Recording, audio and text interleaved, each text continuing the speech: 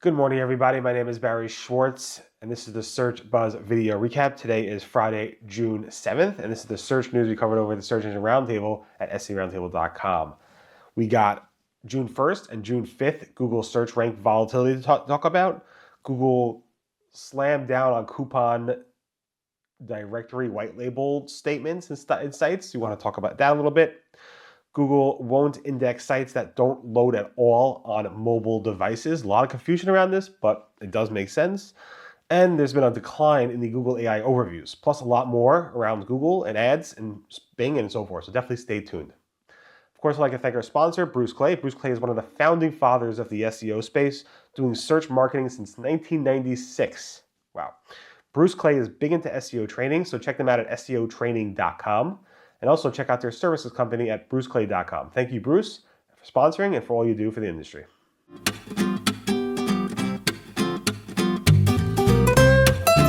Well, again, we had another set of pretty big weekend volatility on June 1st. It was over the weekend again. I reported about it on Sunday. I reported about it on June 2nd, but it was some pretty big wild swings on June 1st. We saw the chatter go pretty high over the weekend, which is unusual, especially these days, and the tools all mostly saw significant spikes as well. If that wasn't enough, we reported about June 5th Google search ranking volatility. Although the chatter was a little bit slow to start, it definitely picked up later on after I posted, and that volatility was pretty significant as well. The tools themselves also were very, very, very high, and some said they were the highest it's been in forever, and nobody really knows why. So keep that in mind, June 1st and June 5th, if you saw significant volatility, you're not alone. It did seem to die down a little bit today, so keep that in mind and so forth. Talking about white labeling coupon sites. So we talked about the site reputation abuse policy several months ago, and several weeks ago, and how it went ahead and penalized lots of sites that were putting coupons on their websites, on directories, so that people could basically take over their site reputation and use that to promote their coupons. Now, Google has posted an update on June 5th to the original spam update documentation or blog post from a while ago, and it basically says, let me read it to you, many publications host coupons for readers. Readers should clearly understand how the publication sources its coupons and how it works to ensure that a coupon provides value to readers. Now, this is the newish part. If the publication is actively involved in the production of coupon area, there is no need to block this content from Google search. Actively or close involvement is when the hosting site is providing unique value to its readers by directly sourcing coupons from merchants and other businesses that serve customers not from white label services that focus on redistributing coupons with the primary purpose of manipulating search rankings. So now Google specifically talked about using white label services as a service to go ahead and get rankings for the site reputation abuse policy. I'm surprised Google focused solely on the coupon sites. There's lots of other sites that should be impacted by this, but I guess that will expand over time and so forth. But there you go. Google made it much clearer around that. Also this week, Google posted some news around mobile first indexing, saying it's done again. Google said mobile first indexing has been done so many times. But the big confusion here is that not really around mobile first indexing. Google said after July 5th, so about a month from now, if your site's content is not accessible at all with mobile devices, it will no longer be indexable. Okay? And again, you could have a desktop site. It will be fine as long as you could actually access it on a mobile device. In short, Google's Googlebot desktop is going to be almost fully retired. It's not going to crawl the web anymore. So if your sites are not accessible on Googlebot smartphone, which is basically an Android user agent, then Google's not going to be able to go to it and not be able to index it. So there's been a lot of confusion around this.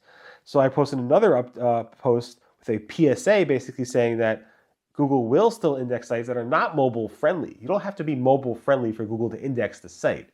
In short, you need to make sure that your site just loads. It could be desktop, it could be unmobile friendly, but as long as it loads on a mobile phone, take out your Android phone or an iPhone and you go to your website and it actually loads, you can see the content there, even though it's tiny and it's a desktop version or it's hard to read, Google will still index it as long as a smartphone could actually access it. So keep that in mind. There's a lot of confusion around that, and hopefully that makes things easier to understand.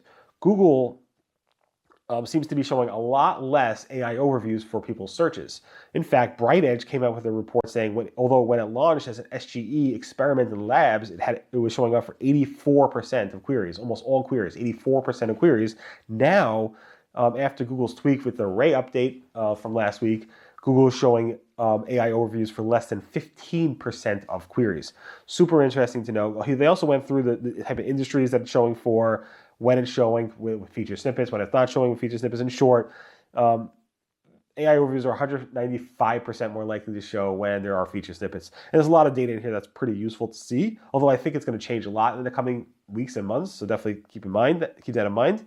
Also, Mark from SEO Clarity posted his data from his tool set saying it went from 70% of all queries for his clients to 2.5% of all queries for his clients. Again, huge downgrade in how often it's showing, but totally different numbers from SEO Clarity versus BrightEdge. Talking about AI overviews, there's some SEOs trying to SEO their way into these AI overviews as expected.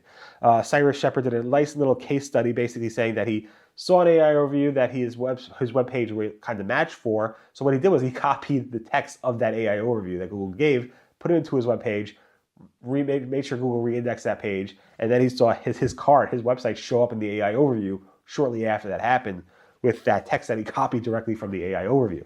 Now then, he basically said easy come, easy go. He added that, and although he got the AI overview, he lost the feature snippet. And then eventually he lost the AI overview as well. So there's a lot of things here that people are testing. And people are saying you just got to be careful with this because it's just so early. So just be careful, but I'm glad that people are testing this. Google fixed an ongoing issue that's been ongoing for several months around site names. Basically, Google said it fixed the issue with site names not appearing for some internal pages. Now, I tested this on some things that we reported about because we reported about this back in December 2023.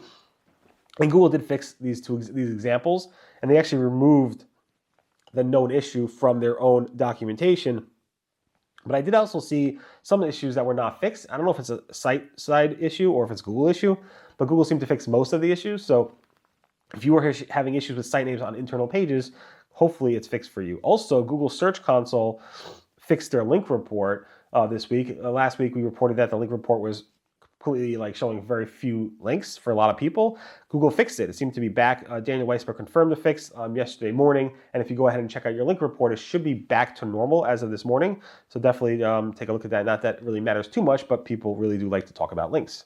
Also, Google said it does not take action or direct action against spam reports. So if you submit a competitor or anybody spamming Google search in the spam report, it won't take direct action to remove that specific violation unless there's some caveat to that. But Google basically said they use this to bring it back to the engineers to improve their spam algorithms so they could handle those things algorithmically going forward. So using that tool won't go ahead and you're not gonna go ahead and snitch out your own competitor and have them removed from the search results tomorrow. It takes time for Google's engineers to go ahead and adapt their algorithms going forward. Google Search is testing a new top search bar filter. This is spotted by Brody Clark. The filter, we talked about this last week or 2 weeks ago where they had the shop deals filter on the top. Now they're actually narrowing it down. Here's a cool screenshot showing that top bar filter. Google Merchant Center may be testing a new analytics bar. Some people say it's not new, but I haven't seen it talked about. But again, some people may have had this for a while. So this was spotted by Casey Gill. And you can see the new analytics bar over there in Google Merchant Center. This might have been part of Google Merchant Center Next. So definitely take a look at that. It's a new UI for that. I don't think the data itself is new at all. Google Business Profiles, we talked about last week, is removing the ability for messaging soon through the native messaging app in Google Business Profiles, but that means they're adding some other messaging features. We've caught Google testing showing SMS and WhatsApp options in the actual Google Business Profile page. This was first spotted by Frank Stovia, I'm pronouncing that wrong, and they showed us an example of a WhatsApp and a SMS place to put your WhatsApp number and your phone number or your SMS phone number. And then Molly Youngblood said that this is actually also rolling out to US users. I don't see it yet, but are people slowly starting to see this feature? So you can be able to add your own messaging using WhatsApp or using SMS if you wanted to. Google Business Profiles has a bug where some question and answers are not showing up. They seem to be hidden. Even the API is bugging out and not being able to return it. So this seems to be a pretty widespread bug around questions and answers in your local business profile that are just not showing up. And keep in mind that it seems to be something that's pretty widespread and affecting also the API. So if you have an issue with that, you're definitely not alone. I think it's been going on for a week or so. Google Ads is going to start rolling out the new Google Ads design for the console, for the advertiser console, starting on August 30th. And that means the old design, once you get the new design, the old design will be going away. Google started testing the new design in March 2023, so it's been well over a year, and there's been a lot of complaints about the new design, but Google promises feature parity between the old and new design before August 30th. And with that, the old design is going to go away, and there's not a lot of happiness around that, so keep that in mind. Google Ads is also rolling out version 17 of the API. So if you are using any tools or features or custom features around Google Ads API, version 17 was rolled out yesterday or 2 days ago, so keep that in mind. Also, Microsoft Advertising sent out emails to advertisers saying that if you are importing or you have imported your Google Ads conversion data once, going forward, Microsoft will continue to automatically import your Google Ads conversion data directly from Google Ads, which advertisers are super not happy about. They're saying this should not be automatic. It should be opt-in and not opt-out, but you definitely want to be aware of that if you are doing Microsoft advertising and you have done imports before with Google Ads, that they're going to go ahead and do this automatically for you. So you want to talk to your rep and say, stop it, because supposedly this is not going to be a good thing. Also, Microsoft Advertising said they're moving smart shopping campaigns over to Performance Max in the coming months automatically. So you can migrate yourself now if you want, but Microsoft's going to be doing that automatically from other people. Also, Microsoft Advertising Platform now works in other languages,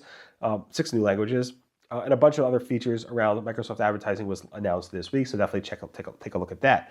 And finally, I posted the big Google Webmaster report for June. It was a very, very, very busy month between the AI overviews, between the search API leak, ranking volatility, site reputation abuse, search console bugs, and just so much more with Google I/O and everything. So, I mean, there's just so much. So definitely take a look at that report if you were sleeping the past month or you just want to catch up and just have a refresher.